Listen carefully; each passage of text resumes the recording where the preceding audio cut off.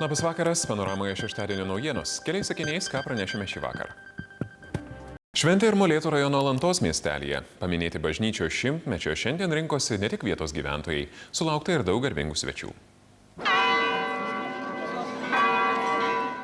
Mūrinė neoromaninė dvibokštė Šventojo Jokūbo bažnyčia, niokota ir plėšta per Pirmąjį ir Antrąjį pasaulinį karus, dabar Alantos miestelio puošmena. Restauruotoje ir moderniai rengtoje bažnyčioje Lietuvos tūkstantmečio evangelizacijos bei bažnyčios šimtmečio proga šventoriuje pastatytą kryžių pašventino bei iškilmingas mišias aukojo Šventojo sosto atstovas Lietuvoje apaštalinis nuncijus Luidžis Bonacis su Panevėžio vyskupu Jonu Kaunecku. Ypatingai tuo džiaugiuosi, kad matau, kad žmonių pradėjo daugėti bažnyčiai. Ir jaunesnių žmonių.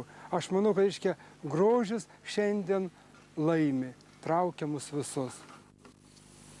Lankytinų vietų Alantoje daug. Kapinaitėse palaidotas vienas Varpo žurnalo steigėjų Jonas Gaidys Gaidamavičius. Čia Lenkų dvarininko Tadeušo Pamarneckio atstatytas dvaras. Gamtos paminklo paskelbtas jo parkas. Kraštotyros muziejus, tačiau alantiškiai sako, kad ir bažnyčia tampa vis didesniu traukos centru.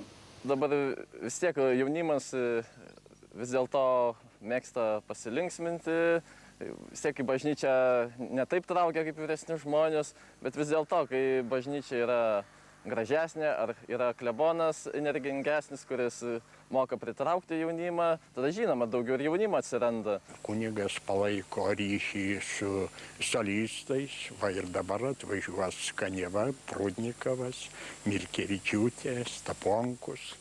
Ir jie tai ne kartą per metus atvažiuoja. Alantai ypač išgarsėjo prieš beveik 40 metų, kai jos apylinkėse prie Verpeto kalno buvo nufilmuotas legendinis kino filmas Tadas Blinda. O prieš 30 metų Riešutų duona.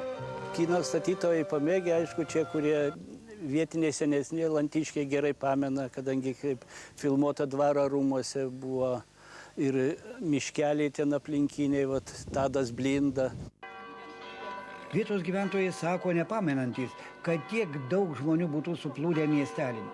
Šį kartą ir Mokslo akademijos choras, operos solistai atvyko, o į miesto aikštę tradicinis Alantos kermošius visus viliojo.